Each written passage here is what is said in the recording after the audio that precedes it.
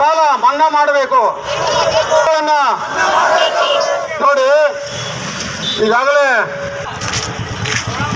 ಪರಿಹಾರ ಕೊಡ್ಲೇಬೇಕಂಬುದು ಕೂಡ ನೋಡ್ತಾ ಇದ್ದಾನೆ. ಅಲ್ಲಿ ನಿಮ್ಗೆ ಗೊತ್ತಾಗುತ್ತಲ್ಲ, ಅದಕ್ಕೆ ನಾವು ಎಲ್ಲಿ ಎದ್ದೋಗ್ಬೋದು ಅಂಬೋದು. ಈ ಜಾಗ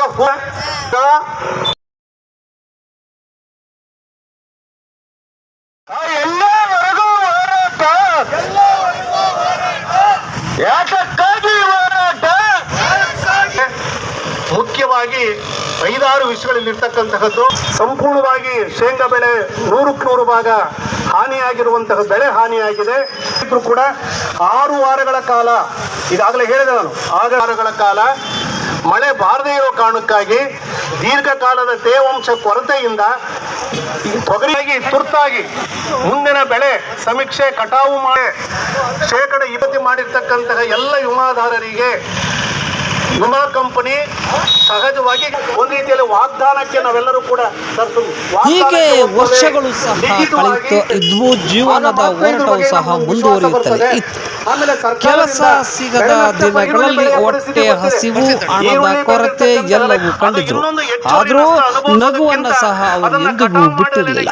ಒಂದು ದಿನ ನನ್ನ ನಗು ಜನರ ಮನಸ್ಸಿನಲ್ಲಿ ಉಳಿಯಬೇಕು ಎಂಬ ಆತ್ಮವಿಶ್ವಾಸ ಅವರನ್ನು ಮುನ್ನಡೆಸಿತು. ಒಂದು ದಿನ ಮಜಾ ಟಾಕೀಸ್ ಎಂಬ ಹಾಸ್ಯ ಕಾರ್ಯಕ್ರಮದಲ್ಲಿ ಅವಕಾಶ ಸಿಕ್ಕಿತು. ಮೊದಲ ದಿನವೇ ಜನರು ಅವರ ಹಾಸ್ಯಕ್ಕೆ ಕೈತಟ್ಟಿದ್ರು. ಅವರ ಸರಳ ಶೈಲಿ, ಸತ್ಯ ಮಾತುಗಳು, ಹಳ್ಳಿಯ ಕನ್ನಡ ಎಲ್ಲರಿಗೂ ಹತ್ತಿರವಾದವು. ಶೀಘ್ರದಲ್ಲಿ ಅವರು ಎಲ್ಲ ಮನದ ಕಿಂಗ್ ಆಗಿದ್ರು. ರಾಜು ಕೇವಲ ಹಾಸ್ಯ ಕಲಾವಿದರಲ್ಲ, ಜೀವನದ ಸತ್ಯವನ್ನ ನಗುವಿನ ಮೂಲಕ ಹೇಳುವ ತತ್ವಜ್ಞಾನಿ. ನಗುವುದು ದೊಡ್ಡ ಔಷಧಿ ಎಂದು ಅವರು ಹೇಳುತ್ತಿದ್ದರು. ಅವರ ನಗುವಿನಲ್ಲಿ ಜೀವನದ ಕಹಿ, ಹೋರಾಟ ಮತ್ತು ಪ್ರೇರಣೆ ಎಲ್ಲವೂ ಬೆರೆತಿಸಿದೆ. ಇಂದಿಗೂ ರಾಜು ತಾಳಿಕೋಟೆ ಹೊಸ ಕಲಾವಿದರಿಗೆ ಪ್ರೇರಣೆ. ಅವರ ಕಥೆ ಹೇಳುವುದು ಒಂದು ವಿಷಯ. ಜೀವನದ ನಗುತ್ತ ಎದುರಿಸಿದರೆ ಯಾವುದು ಕಷ್ಟವೂ ಅಲ್ಲ, ದೊಡ್ಡದು ಅಲ್ಲ. ರಾಜು ತಾಳಿಕೋಟೆಯವರು ಅನಾರೋಗ್ಯದಿಂದ ನಿಧನರಾಗಿದ್ದಾರೆ. ಸಿನಿಮಾರಂಗ ಒಬ್ಬ ಹಾಸ್ಯ ಕಲಾವಿದನನ್ನ ಕಳೆದುಕೊಂಡಿದೆ. ಅವರ ಕಲಿಯುಗದ ಪುಟಕದಲ್ಲಿ ಅವರ ಹಾಸ್ಯ ಹೇಗಿದೆ ಎಂಬುದನ್ನು ಇಲ್ಲಿ ನಾವು ಅದಕ್ಕೆ ಅವರು ಅನುಕೂಲ, ನೀರಿನ ಅನುಕೂಲ ಇರೋದಕ್ಕೆ ನೀರನ್ನು ಹರಿಸಿದ್ದಾರೆ.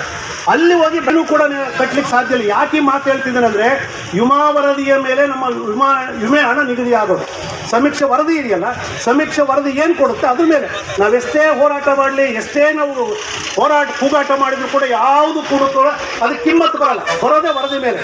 ಈಗಾಗಲೇ ದೊಡ್ಡ ಬೀರ್ನಳ್ಳಿಯಲ್ಲಿ ನೀರು ಹರಿಸಿರ್ತಕ್ಕಂತಹ ಮೂರ್ತಪ್ಪ ಅನ್ನುವ ಶೇಂಗಾ ಹೊಲದಲ್ಲಿ ಸಮೀಕ್ಷೆ ನಷ್ಟ ಆಗಿದೆ ಅಂತ ಹೇಳಿದ್ರೆ ಅದು ಎಲ್ಲಿ ಪ್ರಯೋಜನ ಆಗ್ತದೆ? ಇದೇ ರೀತಿಯಲ್ಲಿ ಮುಂದೆ ಎಲ್ಲರೂ ಕೂಡ ನೋಡಿ, ಅವತ್ತು ರೈತರನ್ನು ಆಹ್ವಾನ ಮಾಡಿಲ್ಲ. ಅವರು ರೈತರ ಗಮನಕ್ಕೂ ತರದೆ ನೇರವಾಗಿ ಅಧಿಕಾರಿಗಳು ಸಮೀಕ್ಷೆ ಮಾಡಿದ್ದಾರೆ. ದಯಮಾಡಿ ಇಲ್ಲೇ ಇರ್ತಕ್ಕಂಥ ಎಲ್ಲ ರೈತರು ಕೂಡ ಸಮೀಕ್ಷೆ ಮಾಡ್ಲಿಕ್ಕೆ ಬಂದಾಗ ನಮ್ಮ ಖುದ್ದಾಗಿ ನೀವು ಮಳೆ ಆಶ್ರಯದ ವರ್ಗಗಳಿಗೆ ಕರ್ಕೊಂಡೋಗಿ. ಯಾರೋ ಒಂದಿಷ್ಟು ಅನುಕೂಲ, 1000ಕ್ಕೆ ಲಕ್ಷಾಂತರ ಕೆಲವ್ರಿಗೆ ಅನುಕೂಲ ಇರಬಹುದು, ಈಗ ಅನುಕೂಲ ಬಿಟ್ಟರೆ ತಪ್ಪಲ್ಲ. ಆದರೆ ಅಂಥ ಕಡೆಗೇನೆ ಮುಂಚಿತವಾಗಿ ಯಾರೋ ಕೆಲ ಅಧಿಕಾರಿಗಳು ಹೋಗಿ ಅದನ್ನು ಸುತ್ತಾಟ ಮಾಡ್ಕೊಂಡು ಬಂದು ಅಲ್ಲಿಗೆ ಕರ್ಕೊಂಡೋಗಿ ಸಮೀಕ್ಷೆ ಮಾಡೋದು ಅಂದರೆ ಇದಕ್ಕಿಂತ ದುರಂತ ಅನ್ನುವಂಥ ಕೊಡಲೇಬೇಕು. ಕೊಡಲೇಬೇಕು ಬೆಳೆ ನಷ್ಟ ಪರಿಹಾರವನ್ನು ರೈತ ಸಾಲ ಮನ್ನಾ ಮಾಡಬೇಕು. ನೋಡಿ, ಈಗಾಗಲೇ